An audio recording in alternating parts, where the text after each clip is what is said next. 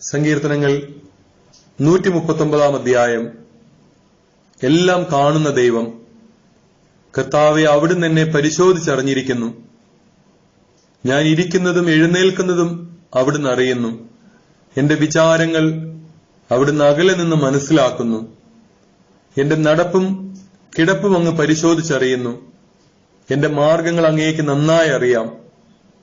ഒരു വാക്ക് എന്റെ നാവിൽ എത്തുന്നതിന് മുൻപ് തന്നെ കർത്താവെ, അത് അവിടുന്ന് അറിയുന്നു. മുൻപിലും പിൻപിലും അവിടുന്ന് എനിക്ക് കാവൽ നിൽക്കുന്നു. അവിടുത്തെ കരം എന്റെ മേലുണ്ട്. ഈ അറിവ് എന്നെ വിസ്മയിപ്പിക്കുന്നു. എനിക്ക് അപ്രാപ്യമാം വിധം അത് ഉന്നതമാണ്. അങ്ങയിൽ നിന്ന് ഞാൻ എവിടെ പോകും? അങ്ങയുടെ സന്നിധി വിട്ട് ഞാൻ എവിടെ ഓടി ഒളിക്കും? ആകാശത്തിൽ കയറിയാൽ അങ്ങ് അവിടെയുണ്ട്.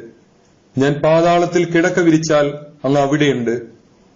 ഞാൻ പ്രഭാതത്തിന്റെ ചിറക് ധരിച്ച് സമുദ്രത്തിന്റെ അതിർത്തിയിൽ ചെന്ന് വസിച്ചാൽ അവിടെയും അങ്ങയുടെ കരം എന്നെ നയിക്കും. അങ്ങയുടെ വലത്തുകൈ എന്നെ പിടിച്ചു നടത്തും.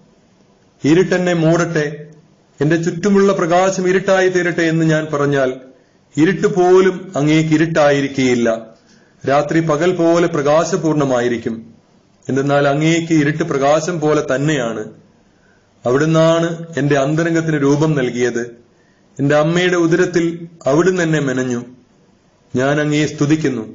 എന്തെന്നാൽ അങ്ങ് എന്നെ വിസ്മയനീയമായി സൃഷ്ടിച്ചു. അവിടുത്തെ സൃഷ്ടികൾ അത്ഭുതകരമാണ്. എനിക്കത് നന്നായി അറിയാം. ഞാൻ നിഗൂഢതയിൽ ഉരുവാക്കപ്പെടുകയും ഭൂമിയുടെ അധോഭാഗങ്ങളിൽ വെച്ച് സൂക്ഷ്മതയോടെ സൃഷ്ടിക്കപ്പെടുകയും ചെയ്തപ്പോൾ എന്റെ രൂപം അങ്ങേക്ക് അജ്ഞാതമായിരുന്നില്ല. എനിക്ക് രൂപം ലഭിക്കുന്നതിന് മുമ്പ് തന്നെ അവിടുത്തെ കണ്ണുകൾ എന്നെ കണ്ടു. എനിക്ക് നിശ്ചയിക്കപ്പെട്ടുള്ള നാളുകൾ ഉണ്ടാകുന്നതിന് മുമ്പ് തന്നെ അങ്ങയുടെ പുസ്തകത്തിൽ അവ എഴുതപ്പെട്ടു. ദൈവമേ, അവിടുത്തെ ചിന്തകൾ എനിക്ക് എത്ര അമൂല്യമാണ്, അവ എത്ര വിപുലമാണ്. ഞാൻ എണ്ണാൻ നോക്കിയാൽ അവ മണൽത്തരികളേക്കാൾ അധികമാണ്. ഉണരുമ്പോൾ ഞാൻ അങ്ങയുടെ കൂടെ ആയിരിക്കും.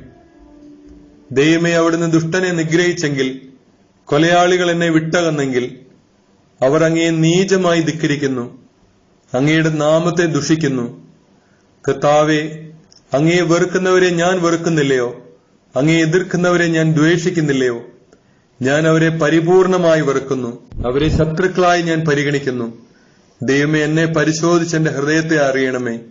എന്നെ പരീക്ഷിച്ച് എന്റെ വിചാരങ്ങൾ മനസ്സിലാക്കണമേ.